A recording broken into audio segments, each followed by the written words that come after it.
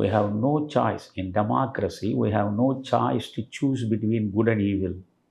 We have only choice to choose between lesser evil and greater evil. அவ்வளவுதான். 100 விழுக்காடு நன்மைகள் மட்டுமே உள்ள ஒரு ஜனநாயக அரசை நீங்கள் உருவாக்க முடியாது.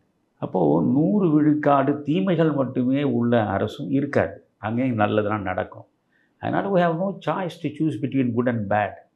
இது நல்லது, அதனால் இதை நான் தேர்ந்தெடுக்கிறேன். இது தீயது, அதனால் இதை நிராகரிக்கிறேன் என்று இன்றைய ஜனநாயக அமைப்பில் சொல்ல முடியாது. இருப்பனவற்றுள் பெரிய தீமை எது, சிறிய தீமை எது என்று பார்த்து சிறிய தீமையை சகித்து கொண்டு பெரிய தீமைக்கு எதிராக போராட வேண்டும். ஒரே நேரத்தில் இரண்டுக்கும் எதிராக போராடக்கூடாது. நான் ஒரு 55 ஆண்டு கால அரசியல் வாழ்வில் ஒரே நேரத்தில் இரண்டுக்கும் எதிராக போராடி பார்த்தவன். அது வெற்றிகரமாக இருக்காது. களத்தில் ஒரே நேரத்தில் 2 பக்கம் 2 எதிரிகளோடு போராடி நீங்கள் இருவரையும் வீழ்த்திவிட முடியாது என்பதற்கு நெப்போலியன் உதாரணம், ஹிட்லர் உதாரணம், இவற்றையெல்லாம் சரித்திரபூர்வமாக படித்தவன் தான். ஆனாலும் திமுக, அதிமுக அல்லாத ஒரு மாற்று அரசியல் அமைய வேண்டும் என்பதற்காகத்தான் என்னை நான் ஒப்படைத்தேன்.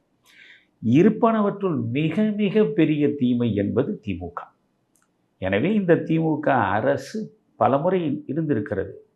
கலைஞர் இல்லாமல் இப்பொழுது ஸ்டாலின் தலைமையில் ஒரு அரசு அமைந்திருக்கிறது. ஆனால் இதுபோன்று ஒரு ஊழல் மலிந்த, ஊழலின் உச்சத்தில் இருக்கக்கூடிய ஒரு மக்கள் விரோத அரசு வேறு எதுவுமே இருக்க முடியாது, இருந்ததில்லை என்பது என் வாழ்கால அனுபவத்தில் நான் பார்த்திருக்கிறேன். அதனால் இந்த திமுக அரசை அகற்ற வேண்டும்.